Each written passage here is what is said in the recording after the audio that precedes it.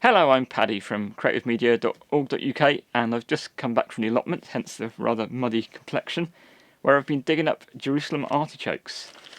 What on earth are Jerusalem artichokes? Well, I can tell you they're not an artichoke, and they're not from Jerusalem. This is a Jerusalem artichoke. You don't often see them in vegetable shops. I occasionally see them like a few weeks in the year, and they look a lot different from the ones I grow, which is surprising because they're so easy to grow. I can grow them, and I'm really bad at growing stuff. It's a root vegetable, and it tastes a bit like an artichoke, so that's where the artichoke bit comes from. And I think the Latin name looks a bit like Jerusalem, so people have mispronounced it and thought it must be Jerusalem artichoke. It's actually a kind of sunflower plant, but instead of growing big flowers and nuts, it grows these tubers under the ground, which you can harvest in September, October, November, December. It's January now, I've just dug these up, and I might get some in February if I'm lucky, I don't know. My allotment's in a fairly clay soil, quite heavy, quite muddy, quite hard to dig up, as you can see here, very dirty. But they'll probably grow in other soils as well. We get quite a lot of rain here as well in the southwest of England. To plant the plants, you just put the tuber in the ground in around October or November is ideal, and it should start growing in the spring.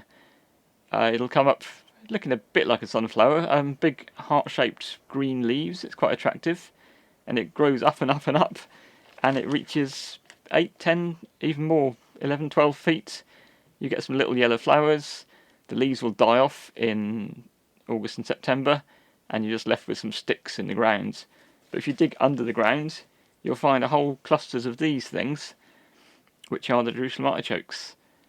And I think now I will go to the kitchen and show you a few things you can do with them. Welcome to the kitchen. Your first mission is to make them look like something you might actually want to eat. So I'm going to scrub off this mud. And right away they're starting to look actually their true colour, which is a nice creamy white, rather than something look a bit like a turd. Sorry, but they do. I usually store them with the mud on in a plastic bag, and I keep them slightly damp. And I find as long as they don't dry out, they store quite well in a cold place. Somewhere like the fridge is good.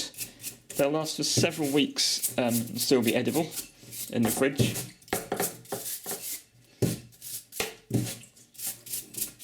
Yeah, I'm kind of aiming for something a bit like that.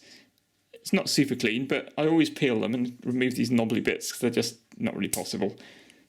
And remove anything that's maybe been trying to eat them as well. I find not many pests seem to cause too much trouble to these. The plants always grow.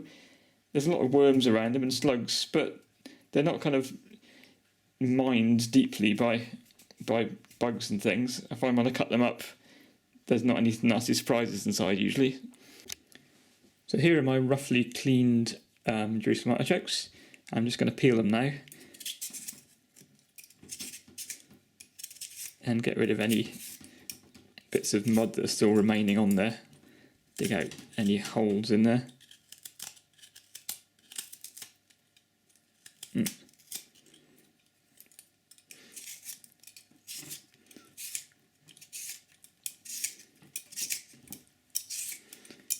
Does look like something's been trying to get into it here, but it's not got very far, so I can just dig that bit out. They are quite knobbly, so that could be another reason that people don't grow it as much as they could. I've got so much of this that I can afford to waste a fair bit of this as well, which is quite a luxury. Bit more mud in there. Dig that out. Okay, that's starting to look like something I might actually eat.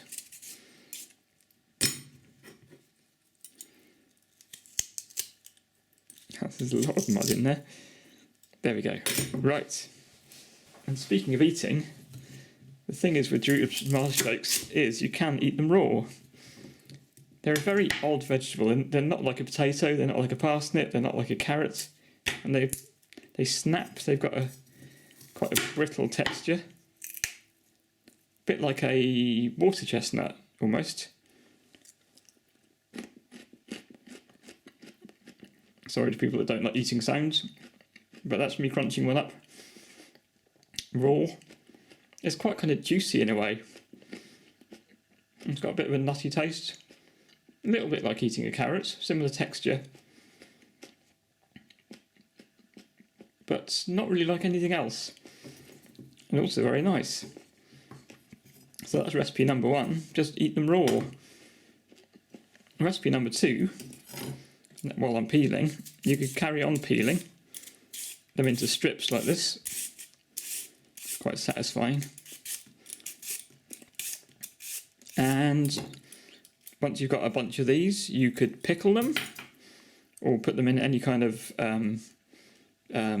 kimchi, might work as well. Vinegar, salt, water, so you could store them like that and have them as a raw thing. Or in this state, you could actually grill them with a bit of oil and they'll turn into crisps, very crunchy things. That's very nice too. So next idea, you can chop them into chunks and just boil those either in water or in a microwave with a little bit of water, and you can eat those, kind of treat them a bit like potatoes, or you could roast them once they're parboiled. They're very nice.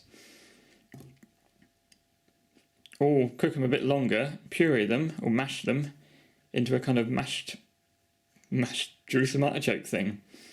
That's good too. Or add them to soup and puree them again, add them to soup. Jerusalem artichoke soup is quite a popular thing. Or put them in a tart or a quiche. Try putting them into a blender and chop them up into little bits and add a bit of mayonnaise or any sauce you like to make a kind of coleslaw. You could also grate them as well. In fact, I'm going to try that. I've not tried grating these before. See, that grates very easily. And then you've got these lovely grated bits there, which would make a lovely coleslaw. Mix it with cabbage, carrots, whatever you like, or just have it on its own. Like that. Good stuff. And that's a very quick, healthy meal. I find them kind of less kind of chewy than carrots to eat. You could cut them into thin pieces like this and fry them, and they go lovely and kind of crunchy and gloopy, if that makes sense, crunchy and gloopy. Try it and hopefully it will. Bit of garlic with it is particularly nice, but they kind of caramelise when they get fried or roasted, which makes them particularly nice. And I'll say goodbye from the kitchen and go back to my muddy self. I hope that's given you some ideas of what you can do with this rather muddy vegetable. One reason why you might not see them in the shops very often is a little secret that they have a reputation for, there's no polite way of putting this, making you fart after you've eaten them. Some people say this is because they're so good for you, they make all your stomach bacteria really super excited and they let off a lot of gas. I don't know, I don't think they're bad for you. They're certainly nice to eat and quite interesting and worth a bit of farting, really, if I put it crudely. But if you cook them for your guests or housemates or your family, it's entirely up to you whether you keep that secret or let them know in advance about the little surprise they've got waiting for them. Thanks for watching and happy cooking!